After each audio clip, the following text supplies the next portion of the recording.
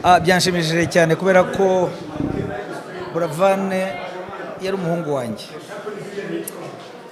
Yari umuhungu wanjye twaganiriye kugira ngo turebe ukuntu uko akiri muto yagerageza kugarura uriya muziki afite akawushyiramo gakondo akawuvanga n'izindi sonorite zo hanze kaba modern ariko cyane cyane gakondo kiganzamo traditional kiganzamo kubera ko yambwiye uko yagiye azenguruka muri découverte yandi yatsindiye akajya aririmba R&B ariko yanaririmba kanabyine kinyarwanda.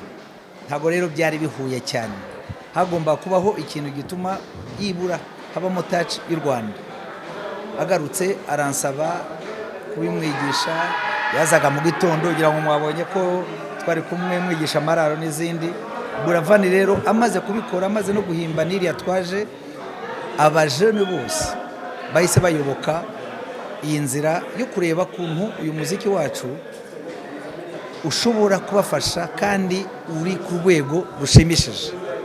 Ibyiza murabonamo baruti, murabonamo baje, mwumvisemo n'abakizigenza, muzumvamo na ARIEL, muzumvamo na benshi cyane. So barimo baraza kugira ngo turebe ukuntu uyu muziki wacu iburu u Rwanda rugire identity. Ndukagiye dusohoka ngo maze usange turirimba amapiano, turirimba afro z'ahandi. Yes, nabonye harimo na afro gakondo, byo ni biza cyane bazayikomera. Ariko ikintu coup de chapeau nkurira ingofero Bravan yarabikoze mu gihe gito cyane, bituma urubyiruko rwose ruyoboka. Mwabonye yuko no muri iki gitaramo 85% n'urubyiruko, bikwereka yuko rero inganzo ya gakondo, inganzo nziza yacu ifite umwimerere, itangiye kugira imbaraga nyinshi. Ibyo rero nkasaba ko nakangurira urubyiruko rwose kuyitabira. Iby'abandi by'abanyamusozi cyangwa batuzanira bakadutamika tukamira bunguri, dushobora gukuramo dukeya twangombwa tukabivanga n'ibyacu tugatanga ibintu byiza ariko bifite inkomoko. Kunze gufasha cyane Jire mu gutegura ibitaramo nka inganzo yaratabaye. Abantu bati bino bitaramo kubyo dufashaga kwinjira neza muri gakondo nkuko warubivuze byarengeye. Oya, ahubwo banza uragura cyangwa uri umupfumu. Mwaka utaha turategura inganzo yaratabaye, noneho dukore igitaramo, nzakora igitaramo gikomeye cyane. Urabizi ko ni igitaramo kiba kivuga ku ngabo cyane, ku mateka y'inganzo n'ukuntu inganzo yatabaye. Ibyo byose nzabikora kandi nzaba ndi kumwe n'urubyiruko. Jewe ndi inshuti y'urubyiruko, ibintu bitari mu rubyiruko ntabwo nabikora. Nkorana nabo, baba ari bo babipanga, bari production, baba bakora mise en scène, stage management, ibyo byose n'urubyiruko. Inganzo yatabaye rero izaza aho noneho nshaka gushikariza abanyarwanda cyane cyane urubyiruko gutekereza yuko uru Rwanda atari gift, atari kado.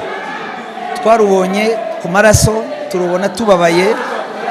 Ubu turi mu bihe byiza, bari mu mata n'ubuki, ariko bagiye bikubita agatima bavuge bati gusamara ntabwo ari byiza, ko dusamayeho gatoya umwanzi ahora ari ku irembo, ashobora kudukura amata mu kanwa tukaba twaba abanyamusozi cyane. So ntabwo ari byiza rero. Urubyiruko ruri tayari, urubyiruko rumwe bakora ni byiza. Mubonye spectacle nziza cyane, kandi ikintu kinshimishije nuko yibura buri wese yaje afite u Rwanda mu mutima, anatashya narufite.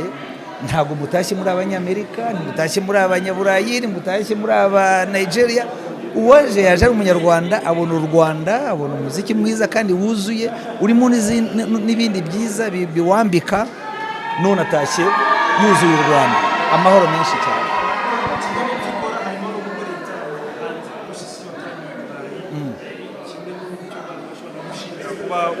Utaguma Kigali gusa ahubwo gakondo ukayagwa. Mu bitaramo uheretsemo i Burayi, wabonye iyihe shusho gakondo iriyo, abanyarwanda bariyo barayumva, uyu muziki waharaniye na n'uyu munsi giharanira, kandi wanatoje n'umuhungu wawe i Burayi, wagezeyo? No, bijye ntibikajye binabatangaza kubera ko genda nakomeje nguma muri gakondo. Nacyo gituma no muri za festival nyinshi bantuma kubera ko babazi ko njyanye umwimerere. icyo ni kimwe. Cya kabiri nuko ahantu mvuye hanze nagiye muri Canada, njya Toronto, njya Edmonton, ndababwira ngo diaspora yose iyo uje ubabwira iby'iwanyu ubaririmba u Rwanda barishima cyane, barishimye cyane. Naraje ntaramara iminsi 3 njya muri retreat ya ntabwo turi mu rusaku cyangwa tuvugana naho bari bishimiraga intsinzi nyakubahwa perezida wacu. ndagenda ndabataramira bataramira za stress itaba muzi izagiye zikora no muri campaign ku buryo mbega wabonaga ko umuco wacu bawunyotewe. ntabwo yabaga yoroshye, ariko ibintu byose birimo Imana bigenda neza, alhamdulillah. ni nkaho wafashe abantu bose baje ukabazana mu Rwanda ukabatereka mu Rwanda, kubera ko mbabwira u Rwanda ukumva nyine hari ukuntu iyo ushatse akenshi ntabwo wabikorera ku mujyi umwe, hari kimwe kiba kigomba kugabanya speed y'ikindi, ariko byose birashoboka ariko hanze rero tumeze neza cyane, ahubwo dushimangire hano nabyo bikomere kugira ngo tujye tujyana umwimerere wacu. ntabwo hanze bakeneye kubazanira Nigeria cyangwa America cyangwa n'ibindi, no, bakeneye u Rwanda kubera ko byo barabifite kandi bafite n'abahanga. Ibyo akenshi n'abantu babitamo, ntabwo njye bihitamo. Kuva 2020 kugeza aka kanya ndacyari umufana wa Buddha, so gukorana ingoma nawe ikaba successful, it means a lot to me, kandi I respect Buddha byahatari ewana nindi twayikora. Niba mbyibuka neza muri Waki Waki wavuze ko wakurikiranye na WAYZ kubera ko wamukundaga, niba mbyibuka fresh.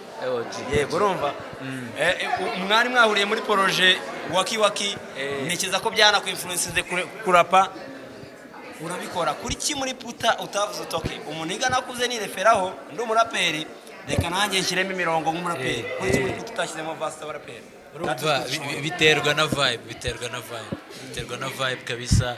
Nese ubu ntago yerutse kumva verse yo muri bwe ndayigeraho. Hip hop yo ni roots z'umuziki wanjye byahatari, bimfasha nyine mu gukora n'izindi njyana, kandi biranyispire byahatari nyine kugira ikintu cyo kubwira abantu, cyane cyane hip hop it's all about telling stories ziri real kuri street mu buzima bw'abantu niki. That's my inspiration akenshi. Uravuze uti bakwangisha ibyahoze ari ubusani, like washaka kuvuga iki? Oya iyo tuzayigarukeho yitonze, ngiye nko breaking it down murongo ku wundi tutihuta tugize ryari kwa 10 ariko amakuru imizigo myinshi na afro irimo, ariko sitegereje ko wakora igitaramo cyawe harabura ikintu umuzigo yarahari ko banagukasa mu bitaramo. Urumva maze igihe mu myiteguro y'ibyo ngibyo, ntago kano kanya ndaba tayari, nimba tayari nzabageraho, murabizi mwese. Seka abantu bavuga ko bakasa mu bitaramo, ibyo ni ibyabo man, nje se ibyo mba mbyitayeho, nje focus yanjye no kurekura umuziki mwiza. Urumva focus yanjye no kurekura umuziki mwiza, ibitaramo burya biza nyuma yuko warekuye umuziki uhagije. Kano kanya rero ngenda cyafite inyota yo kurekura umuziki mwiza tu munyiteke. Iyo ukoranye n'abaraperi navuga ngo abaraperi buzuye, navuga ko uri ahafu kubera ko ukora ubusanzwe career yawe no kuririmba. Iyo ukoranye n'abaraperi ukabona feedback zivuga ko ushobora kuba umwe mu performer beza niba atari nawe wa mbere, bimeze gute bro? Shansi neza se mari nge nkunda appreciations to, kuko akazi kanje mba nagashizemo imbaraga kaba kagomba kumbyarira umusaruro, ube w'amafaranga, ube wa respect, ube wa kuba hari icyo umuntu yanyigiraho, byose ni imisaruro mbaratu. So I guess nyine byose bibumbiye muri ibyo ngibyo tu, kuko umuhanzi ngiye ntago mba numva umuhanzi ari kuririmba gusa. Umuhanzi it's a package kubiyemo ibintu byinshi, kubiyemo performance, kubiyemo lyrics, kubiyemo flowing, kubiyemo bro na looks, ibintu byinshi tu. Ntabwo ufite ugiye gukora indirimbo n'abaraperi kandi uzi ko akazi kabo ari ukurapa gusa, kandi mba nabahamagaye nkababwira ni murapfuye. Ninde muntu ari gutebwa muri bwe bw'irimitsi? Nawe kabisa, nawe cause jewe ntago mba ndi gukompara verse yanjye n'izabandi. I just give my best verse I can pull out, you know. So and then icyo mba ntegereje ni reactions z'abafana, like ukuntu bayakira, and then bayakiriye neza guci muri life. abahungu ni projet utekereza ko yabaye successful ugereranyije nabo muri umaze gukora? Oya abahungu iri successful nese rega ngiye success y'indirimbo nyibarira ku kiwanja kabisa iyo ndi kuyikubita uragiye nta kindi waza umbwira abantu like expectation wari ufite nizo cyangwa waratunguka zo kuri abahungu ngiye burana ngo waranayibye bro n'umugishangizo mu cyo kwikubazaho nago ngiye ngira expectations kuri projet yanjye. I just release good music, it's good ko abantu bayumva kandi ntago ngiye njya mbura abantu bumva imiziki yanjye kandi ryaguye. Gukora umuziki ufite management no gukora na management bitandukanye. Ntago rero ngiye urebye ubu ngubu ntago ngiye nkimenya definition ya management mu banyarwanda kuko byarivanze kabisa gusa buri muhanzi ahava akagera abagomba kugira team urumva ngiye nicyo nakadvisinga abajene bashyashya bari kuza muri industry cause ibintu bibamo akazi kenshi ushobora gutekereza ko ari uguproducing indirimbo gusa bibamo akazi kenshi. You have to have a team, ugomba kuba ufite abantu wizeye bakubita ya judgment iri genuine kabisa. A good team always makes a good artist. Iryo banga ryanjye kabisa. France Mundu muri management ubarizwamo cyangwa se muri team uraza kubidusobanura. Ni management ni team progress irimo kuyibona gute? Arimo arakora ibintu mwifuza akakora, ese kuki mutaramuha abanyarwanda cyane? Urebye hari impamvu utamumbajije umwaka ushize, hari impamvu mumbajije so kandi n'umwaka ushize twari kumwe sibyo, so no kuvuga ngo hari progress, hari iterambere ryabayeho kandi twebwe tureba imbere tu ntabwo tujya dusanga nshingiye kuba mukundana. Oya ibyo ntabwo ari byo ibyo ni utugambo ibyo ni utugambo ntabwo ngiye mba mbirimo. Yo mani wakoze cyane Juno original man. Thank you man, thank you. Juno uri kuvuga na ARIEL ijyanye n'uyu munsi twari muri concert ngo uri kumva umunsi wose tutabonanye. urakaze cyane oji fresh.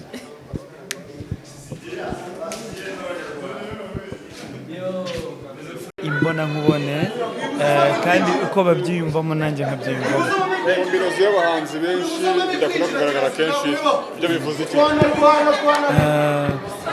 Ikintu cya mbere ni uko yaba ari YVAN BRAVAN n'abandi bahanzi bamwe muri twebwe cyangwa se na twese, ikintu cya mbere twifuza ubundi ni ugufatanya, kubera ko muzika ni igikorwa n'ubundi kidashobora gukoreka abantu badashyize hamwe.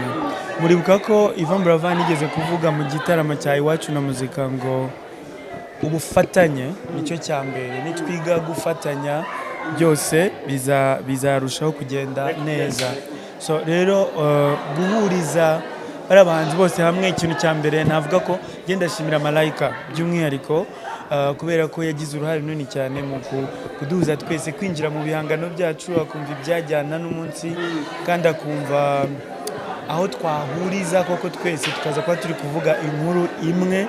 Ni ikintu rero ntekereza ko n'ubundi uruganda rwacu rukivuka dukwiriye kwitaho, gufatanya, kuko n'ubundi ijwi ry'u Rwanda kuri jyewe n'iryawe n'iryanjye n'irye yose ahuriye hamwe, bitabuza ko umuntu akora ibye ku giti cye, ariko tukagerageza guhuza mu majwi kugira ngo azabe rya jwi rimwe ry'umuziki uva mu Rwanda ujya ku isi hose.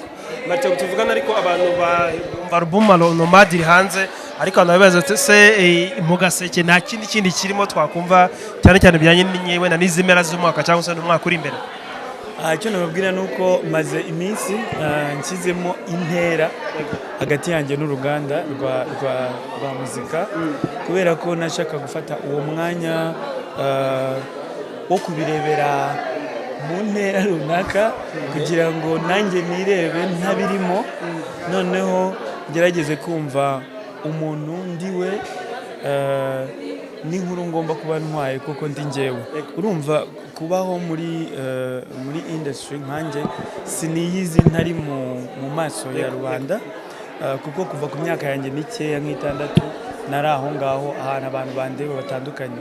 So muri kino gihe byambere ibintu byiza cyane kubona umwanya wo kwitekereza ntari ibintu byose sosiyete iba yarakwise, kubera ko iyo bimeze bityo, iyo wakuriye mu maso y'abantu gutyo ufite identities nyinshi cyane zagiye ziba imposed by the media, by the society, by the fans, ariko cyangwa nawe ubwawe kubera ko nyine bumva tuba mu kazi ko gufata amafoto n'amashusho byose bikarema umuntu abantu babona uri, ariko muri iki gihe hari akaruhuko karangiza byangiriye oya si ikiruhuko ntabwo numva nteganya gufata ikiruhuko kiva mu buhanzi, ahubwo nuko ari igihe runaka cyo kubirebera muri iyo ntera noneho ugahanga ibindi bidaturuka muri bya bindi byose uba waravanye muri urwo rugendo. Yego, Mani Martin Nomade iri hanze, like iyo nyumvishe numvamo imiziki itagamije kuza kujya ku isoko gusa kugira ngo icuruzwe, ahubwo mwumvamo art cyangwa se ngira ngo mwe nimwe mu bisobanura neza igihe umuhanzi ashaka gukora trend cyangwa se ashaka kumvisha abantu imiziki myiza. Itandukanye n'amasingo ari wasohoye nk'atatu ya mbere yari ari kuri trend wanakoreye kwa Element niba mbyibuka neza. Kubera iki Nomade yaje itandukanye n'imindi miziki wari umaze igihe iminsi ukora miki? Umuziki wanjye uvuga inkuru yanjye, nicyo kintu cya mbere nabanza kuvuga, inkuru yanjye uko iteye muri icyo gihe. Iyo ndi guhanga umuzingo cyangwa se iyo ndirimbo imwe nibyo biza muri aho nyine izo nzira njyewe ebyiri ntabwo nzemera, izo nzira zishyirwaho ngo z'imiziki ngo bacuruza n'indi badacuruza ni ibintu numva n'abandi mubivuga, ariko kubwanjye ntekereza ko muzika mbere na mbere nyihabwa ntabwo nayihawe kubera kuyicuruza, nayihawe nk'impano y'ubuntu idasanzwe, ikintu kiri muri njye kitari mu bandi bana bose tuva indimi cyangwa mu bandi bantu bose mbona mu nzira. Ibyo rero bijyanye no gucuruza no kudacuruza ni ibintu biremwa n'uruganda, ariko muri njye ntabwo bituramo. Martin, tuganda ku musozo rero bijyanye na performance wakoze, abantu bari badatese igitaramo cye bwite twabona noneho. Igitaramo cyanjye abantu bakitega kizaba ari igitaramo cyo kwizihiza imyaka itari mikeya maze nkora ubuhanzi, irarenga ubu yabaye nka 20, kandi nanavuga ko ni igihe ngitekereza nishimye kuko birashimishije kuba muzima uyu munsi, ukabasha kureba nkaba mbasha kureba abahanzi bamwe na bamwe nafashe ukuboko mu buryo bumwe cyangwa ubundi bari kugera ku nzozi zabo, nanjye nyiri ubu nshobora kubibona. So urumva rero ni igihe gishimishije cyane kuri njyewe, igihe tuzatarama abantu bazabibona. Martin, indirimbo na Bushari video abantu bayitegereza ryari? Irahari video yayo yarakozwe irahari, iri hanze. Jya kuri YouTube cyane. Martin wakoze cyane. Ni umugisha narabyishimiye cyane, ni ibintu mpora nshimira Imana kabisa. Yego, wakoze performance nziza, navuga ko ari igitaramo giteguye mu buryo bwo hejuru. Gutegura izi performance mwakoze byabatwegeye kingana gute? Ni performance yakuryoheye muri wakoze? Byadutwaye igihe kirekire nk'ukwezi ushobora kuba kunarenga.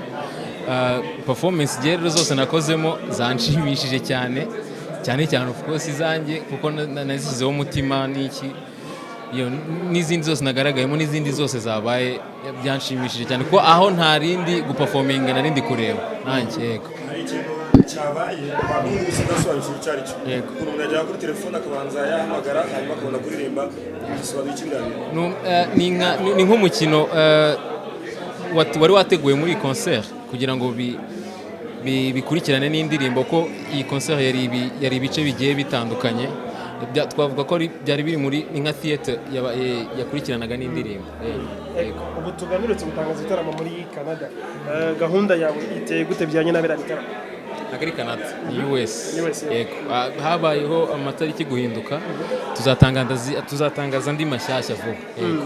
Habaye imiki se muri shanjoma ya mbere? Habayeho ko amatariki bari bafashe yahuriranye na rally z'amatora, tubanza gukora gahunda zo mu matora. Icyo cyabaye byarahuriranye. Turagana mu mpera z'umwaka yari yose nk'umuhanzi ari proje uvuga uti uyu mwaka ugomba gusoza byanga byakunda amaye abafana banjye.